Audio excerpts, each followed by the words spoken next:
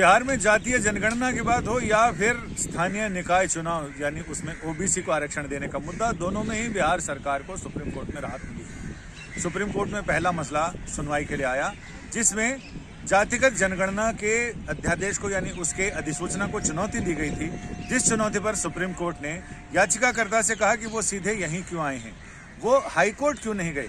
उन्हें high court जाना चाहिए था। हाई कोर्ट को भी उतने ही अधिकार हैं इस मामले को सुनने के, लिहाजा उन्हें पहले हाई कोर्ट जाना चाहिए था।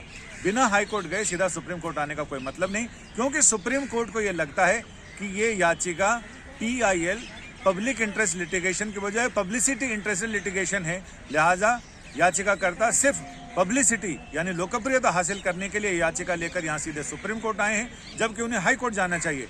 सुप्रीम कोर्ट ने कहा कि अगर वो याचिका वापस लेते हैं तो बहुत अच्छा, और याचिका वापस नहीं लेते हैं तो सुप्रीम कोर्ट इसे डिसमिस कर देगा यानी इसे खारिज कर देगा। याचिकाकर्ता ने फिर हामी भरी कि वो इस मामले को हाई कोर्ट में ले जाना चाहता है। सुप्रीम कोर्ट ने इसकी इजाज़त दे दी। इसके बाद जस्टिस सूर्यकांत की अदालत में मामला आया स्थानीय निकायों के चुनाव का, जिसमें बिहार सरकार आरक्षण के साथ चुनाव करना चाहती है। लेकिन सुप्रीम कोर्ट ने इससे पहले भी सुनवाई में कहा था कि ट्रिपल टेस्ट जरूरी है। किसी भी जाति वर्ग को आरक्षण देने के लिए ट्रिपल टेस्ट यानी उसका सर्वेक्षण होना जरूरी है। सर्वेक्षण के लिए सबसे पहली ज़रूरत ये होती है कि आयोग बने। आयोग ये जांचे कि पूरी आबादी में जिस वर्ग को संरक्षण आरक्षण दिया जाना है उसके लिए उसका अनुपात कितना है, और जिस जगह दिया जाना है यानी शिक्षा में चाहिए, राजनीति में चाहिए, रोजगार में चाहिए, नौकरियों में चाहिए, इनमें उनका अनुपात कितना है, उनकी स्थिति क्या है। ये ट्रिपल टेस्ट, ये 3 तरह के टेस्ट हैं जिस कसौटी पर इसे कसना पड़ता है और उसके बाद आरक्षण दिया जा सकता है।